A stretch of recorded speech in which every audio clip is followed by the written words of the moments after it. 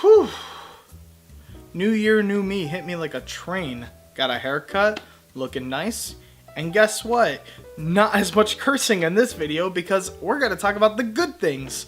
Now that the trash is out of the way, we got all the bad stuff out, all that negative vibes, all that really pent-up anger is now subsided. It's all gone.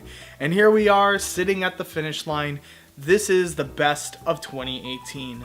This originally was not going to be a numbered list, and honestly, I was nervous putting this as a top 20 list because I didn't really want to put numbers on it for the fact that there was not really a movie that I could say was the best of the year. It was really tough to pinpoint what I thought was my favorite of the year. I really enjoyed the movies I saw this year. There were good movies, but nothing that really made me go, that was my favorite. Like other years prior where I would definitely have that one movie I knew that really hit home for me, which was kind of shocking and a little disappointing. I mean, again, this year was a pretty average year for movies. It wasn't great. It wasn't bad. There was definitely its ups and it had its definite downs. We all know that. I mean, you could watch my worst of the year list for that one. But yeah, no, I mean, I enjoyed the movies that I got this year, but I definitely can't say anything that really stuck with me as much as like years prior. But I put it on a numbered list anyways, and I'm just going to disclose that any of these movies can end up anywhere on the list. It doesn't matter. It's all very subjective. You can move them around. Honestly, I just want to talk about the movies I really liked this year. These are the ones I enjoyed the most. I'm not going to really, beat around the bush at this point. Let's get right into it. This is the top 20 films of 2018, starting with honorable mentions. I'm going to just kind of go through the honorable mentions. I'm not really going to explain in detail about them. I just want to let you know these are the movies that were going to be on the list but didn't end up on the list. But I still highly recommend these films. Please check them out. Please give these movies a lot of love their way because they do deserve it, absolutely. The Hate U Give, Annihilation, Black Klansman, Roma, Three Identical Strangers, Mary and the Witch's Flower, and finally, Black Panther. Now that we got movies I enjoyed that could have been on the list but didn't make it, but still recommend them anyways. If you haven't seen them, check those movies out. Maybe you might enjoy them. Who knows? If you don't like them, that's fine. Oh, here we go. Number 20. Mission Impossible Fallout. Boy, did I love Mission Impossible Fallout. What a fun time at the movies that was. Between the breakneck action and Tom Cruise's crazy stunts, I gotta say, man, that guy is insane. Like, I mean, we all already know Tom Cruise is kind of nuts. I mean, that's not shocking whatsoever. But this movie really shows that he is insane. And I really liked this movie a lot. Mission Impossible Fallout is a very entertaining movie. It is a very exciting movie. It is the best Mission Impossible movie I could think of off the top of my head. Because honestly, whenever I think about Mission Impossible, I don't really remember terribly too much about the other films. Even if I enjoyed them, like Ghost Protocol or Mission Impossible 5, Rogue Nation, I do remember enjoying those movies and thinking, yeah, they were good, but I never really, latched onto them. I don't quite remember what their stories were about or anything. But Mission Impossible Fallout was quite the opposite of the experience. I remember lots of great scenes vividly, and it's one of those movies that I think are actually sticking with me. I'm really enjoying that movie immensely. I definitely want to rewatch it again. It is a awesome, fantastic, well-made action film. It's so amazing because you get these action scenes that are filmed in camera. It's not like this digital post-production mayhem show. It felt so real, which made this movie feel so much better and carry so much more weight to it when it came to its action scenes. I also just really enjoy Henry Cavill in this movie. I know this is the movie that got him the slack of shaving, having the mustache and the digital lips and things like that from Justice League. Yeah, but this movie was worth it. I think Henry Cavill, I'm just gonna put it out there, you made the right choice to keep the mustache for this movie because this movie's actually worth your time. The DCEU is not doing you any good. He was utilized to the best extent, and he is really awesome in action scenes. Like, he was killing it in this movie. I was really into this movie. I had a blast at the theater. It was a fun, exciting, ridiculous, over-the-top experience, but man, could I not recommend this any higher. This is an awesome movie. Definitely a lot of fun, though. Number 19, Upgrade.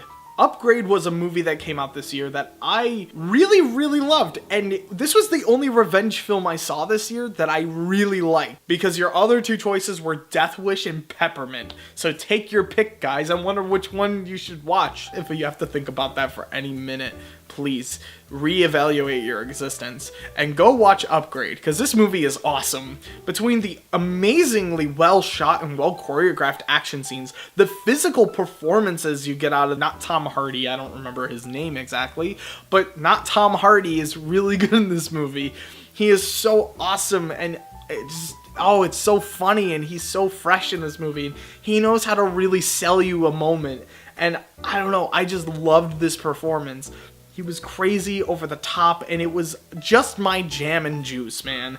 And again, it was a revenge film done right. He goes through a decent character story. I was really invested in what was going to happen next, and there was a big twist at the end that I was like, okay, that's actually not bad, and it definitely carries the movie, definitely, from being pretty predictable to a, wow, okay, that's not a bad ending. And honestly, I loved it. It was great. This movie is fun beyond belief. It is crazy. It can be over the top. It is grindhousey kind of in its own little way, shape, or form. It's having so much fun with this grandiose material of just a man who lost the ability to walk and move, and then he gets a second chance, and he gets this special chip put into his head, and it's controlling his body, and there's nothing he can do about it, but he uses it to his ability to whatever he needs to get done.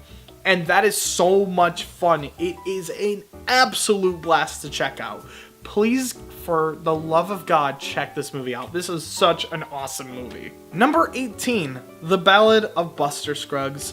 It's the Coen brothers. Where can you go wrong with that? It's the Coen brothers.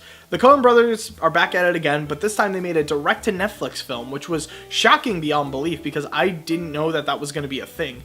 Also, hot off the heels of Red Dead Redemption 2, we get The Ballad of Buster Scruggs, which is the Coen brothers at their finest. I'll tell you that much. It is the Coen brothers definitely showing off their comedy skill, their action skills, their drama skills, and, you know, just telling these different stories that take place post-Civil War in the West. And I thought that was a lot of fun. I really enjoyed these stories. I really enjoyed the atmosphere, the feeling, the emotions and the moods, and the different types of stories.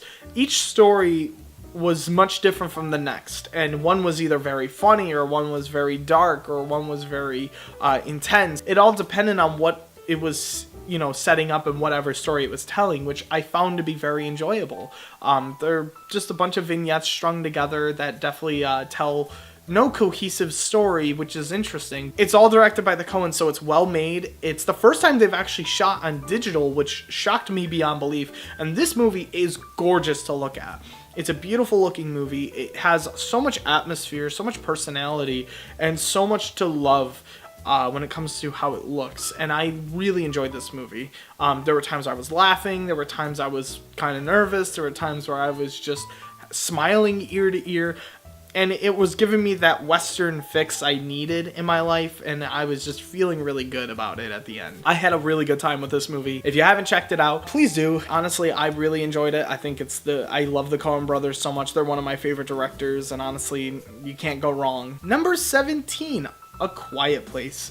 John Krasinski, directorial debut. Let me tell you, this man did a number on me. This was awesome. This movie is all about not speaking and being as quiet as can be. Now, me in this situation, I'm dead. I definitely enjoyed this movie a lot. It was fun. It was interesting. It was nerve-wracking. Oh my gosh, there were moments I was screeching just from moments that were freaking me out and just moments I couldn't keep it together or whatever. And it was a nerve-wracking movie. And when sound happens, it is a jarring but scary thing to happen. And I never knew that sound could be so frightening.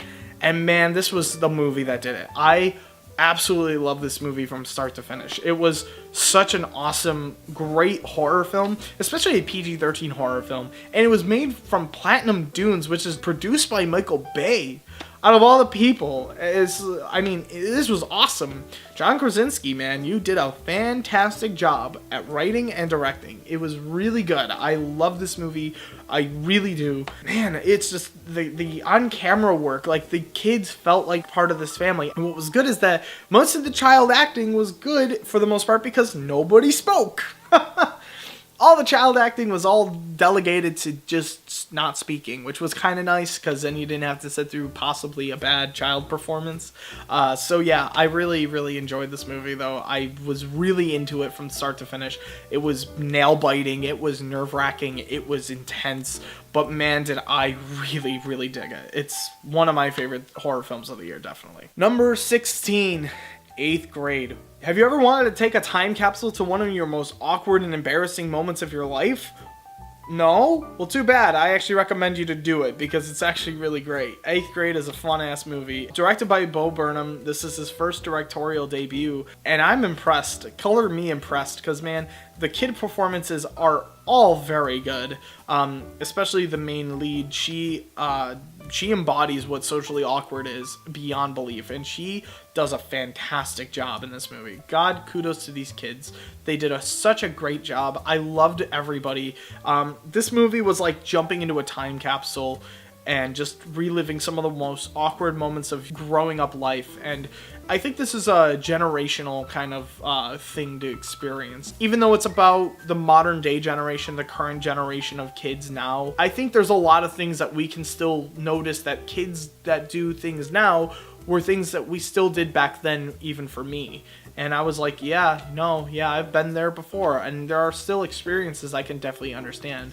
There's moments of pure laughter, there's moments of pure awkwardness, there's pure moments of just dated material, but guess what? That's what aging's like. It's dated. Wow, who would have guessed it? Things that we thought were cool in 2008 isn't cool anymore. Jeez Louise, that's like growing up. Wow. But there were a lot of people that did argue that this movie was bad because of the dated material, like dabbing and other things like that, because they're seeing adults awkwardly dab because they're trying to capture the youth by their trends and things like that. But that's what they did. That's what they absolutely did in school. And it was weird. And yeah, it was cringy when adults did it, because then they realized, wow, the thing that we think is cool is now really cringy. But also at the same time, it was cringy to begin with. So Shocker on Shock Street. And I don't know, I love this movie. It was really well made. It was well directed. I really liked the characters so much. And you know what? As much as I don't relate to the character very much, I definitely can't say I identify as this character.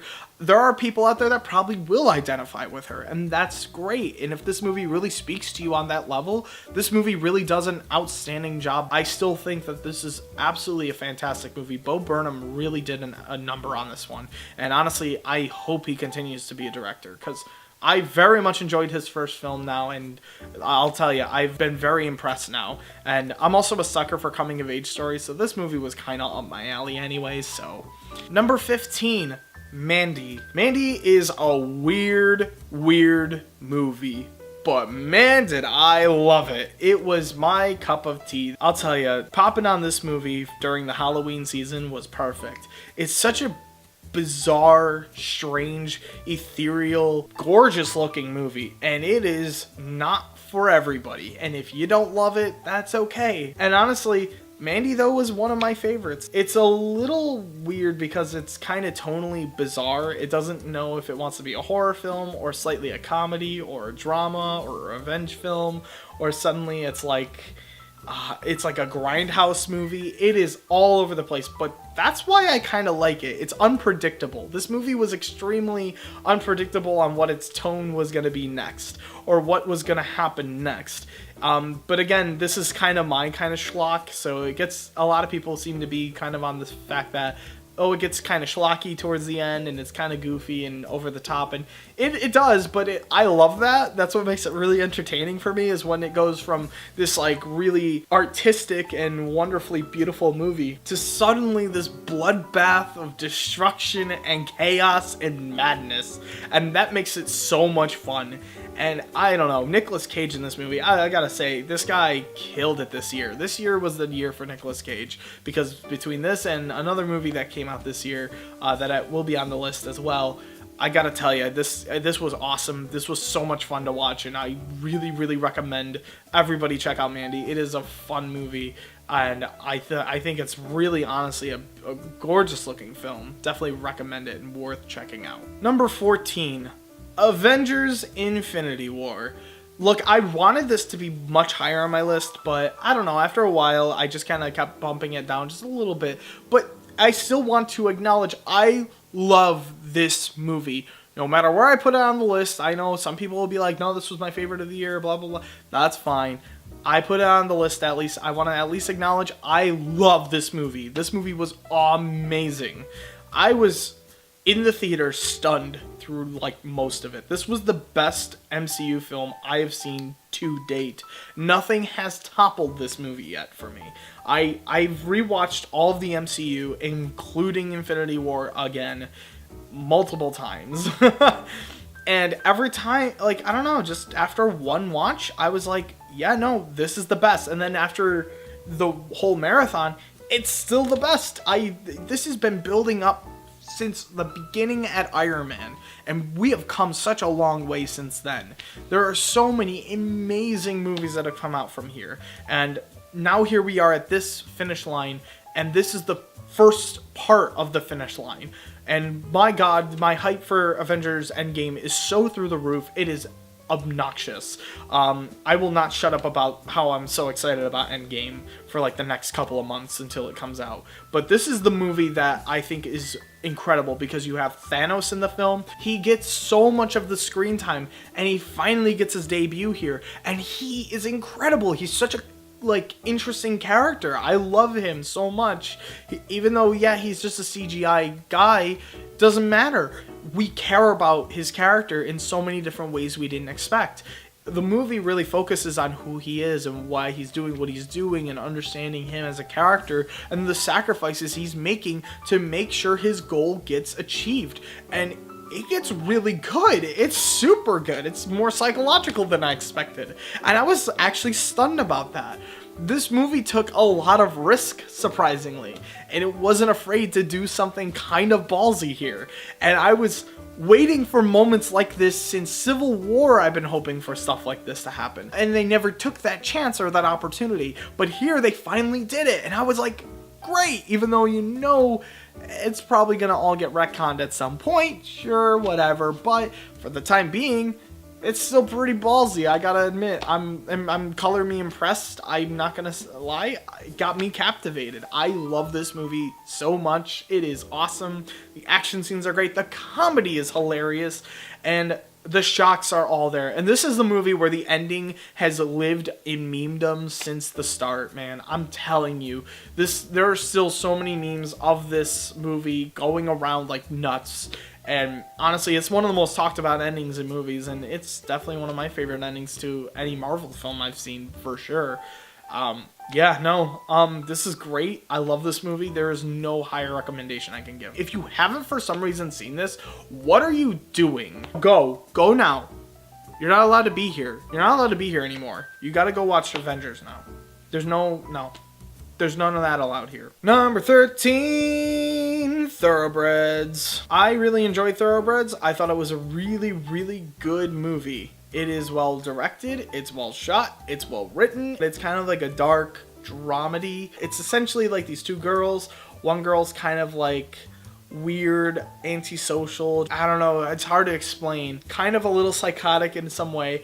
And there's this girl who's also, she lives in a very rich neighborhood and she's got a nice upbringing and things like that, but she is tired of some of the BS in her life.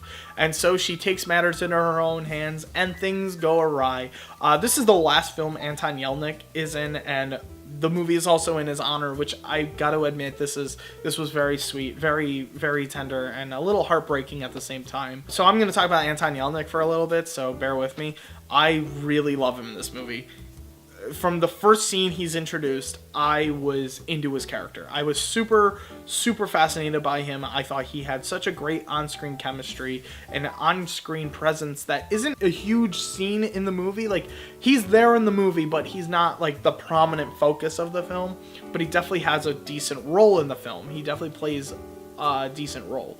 And I really loved him throughout the whole thing, and it is such a tragedy that we lost him at such a young age, and we will not be able to enjoy his growing performances. I loved him in movies like Green Room, and I liked him in the Star Trek films, and so on and so forth. And honestly, this was kind of heartbreaking to watch, but honestly, I loved every second of this movie, and I was really into his performance in particular. He was absolutely incredible. It sucks that this is his last movie, but I'm glad he ended it, his career on a very good performance and in a very good movie. So Thoroughbreds was definitely up my alley. But now back to the film itself. The performance is by Anya Taylor-Joy from The Vavitch and Split. She does a fantastic job in this movie. She was definitely one of the takeaways from this movie, and I loved her to death in this. I thought she was great. She's definitely one of my new favorite actresses out there. She's been doing a really killer job, honestly, picking out some good movies, and honestly, I can't wait to see what she makes next. And then you also have Olivia Cooke, who is her counterpart, sidekick kind of character in the movie. And the two of them, their chemistry is astounding on screen. They work well off of each other. I think they definitely have like this bond that I definitely enjoyed, and I think really takes the movie and helps it along, definitely. It's really the character interactions that work so well, and really, honestly, I love this movie. It's dark, it's kind of eerie, it's dramatic, and it also can have some funny moments in it. But honestly, it is a very, very good movie. I really enjoyed this kind of movie. This is kind of my kind of movie, so I get it if it's not for everybody, that's fine. But I'd still like to recommend it anyways, because you know what? Give things a shot. Try new things, everybody. Open your minds to something new. Maybe you might enjoy it. I hope you do. So yeah, go check it out. Number 12. Under the Silver Lake. From the director of It Follows, here he comes back at it again with a new film. I'm surprised that this movie's sitting at like a 57% on Rotten Tomatoes. I'm not gonna lie, that's really disheartening, because this is a really good movie. It's very, very, very, very well directed. Man, oh man, the camera work in this film is astounding. The directing is very good. This is definitely one of Andrew Garfield's best performances I've seen from him. The soundtrack is striking, the color composition's nice, everything is just visually striking. It's presented in such a fantastic way that I just love this movie. And it's a great film about like kind of like obsession and also looking too deep into things. Characters are constantly overanalyzing things way too far to become that it becomes very convoluted, which is the joke. It's very funny in that regard, and I was laughing a lot, honestly, because characters were going in way too thought-provoking and getting a little too into it, and you kind of realize how absurd this whole movie is starting to become, because things start piling on top of each other. And man, this movie, I feel like I need to watch it again, because there's a lot of things that I probably didn't recognize or notice will be noticeable now. I think that it's such a fun, interesting, and really well captivated mystery. You're constantly wondering where the movie's going, and there's just no direction, really. You just kind of go along for the ride, and that's kind of the fun of the movie. Again, the soundtrack is very, very striking and obvious, which I really enjoyed. It was a lot different from what I was expecting, and honestly, it definitely made it a more unique experience. This is definitely way more lighthearted than It Follows, which, yeah, I mean, if you liked It Follows, you should definitely check this movie out. Maybe it's not for everybody. I also want to put a disclaimer. There is a lot of sexual content in the film, so if that makes you uncomfortable, don't watch it. Please don't watch it if you don't enjoy that stuff. I mean, that makes me sound like I enjoy it. Oh no, that's wrong. Okay, I guess to say if you're kind of prudish about sex in movies, don't watch Under the Silver Lake. There's lots of sex in it. That's what I'm trying to say. Everyone's gonna think I'm a pervert. So beyond that, I recommend this film a lot. I mean, I still very much enjoyed it. I think Andrew Garfield did a great job. I think the cast did a very good job. I was very into this film. Again, it's not going to be probably for everybody, but you know what? I can definitely at least say I had an amazing time with this film, and it was definitely one of my favorites of the year. Number 11, Hereditary. I was going to have this a little higher on my list, but Yeah, no, I just kind of dropped that for a little while, but it's still a very, very good movie. Almost at the cusp of the top 10. Hereditary is a really dark film, and if you don't know much about it, I'd say definitely give it a go. Watch it with, like, the least amount of knowledge that you can imagine about the film, because you will be more shocked about the film than for sure. I mean, you can say that about any movie, actually, so, I mean, it's up to you. But I definitely don't want to give out too much of plot details away, because it is just one of those movies that works effectively when you don't know what the story is about, and especially when a lot of the story hinges on that particular moment that is a spoiler. But let's just put it this way, it's a film about grief and loss and everything, and a family, and it is tragic, it is sad, it is dark, it is one of those kind of movies. Give yourself a mental preparation before watching it, but absolutely watch it because it's so good. Toni Collette in this movie is killer. I loved her performance. She was amazing, and she just really commands the screen. I will put it that way. Toni Collette is literally the best thing about this movie. This movie is super, super interesting. I was super captivated by her performance. I was captivated by this movie. I was always invested in the scenes and the scenarios, and it was really tragic. It is a very dark film. It's not afraid to show shocking things, but I think that's what makes it an effective horror film too, because this is, in the end of the day, a horror movie. It might not be the most overtly scary film, that's for sure, but it definitely has its unnervingness. It definitely has that sense of something looming, something there that's just nerve-wracking, but it really focuses on this family drama as like the hinge of everything that's kind of happening. And that's why I really like this movie. And again, the performances are so good that I was really captivated by this movie. I highly recommend it. I think that Hereditary is definitely one of the best horror films of the year. It's definitely one of the best dramas of the year. It's just a really good movie, and Toni Collette has the performance of the film and is the reason why you should absolutely check it out, even if it's just for her really good performance alone.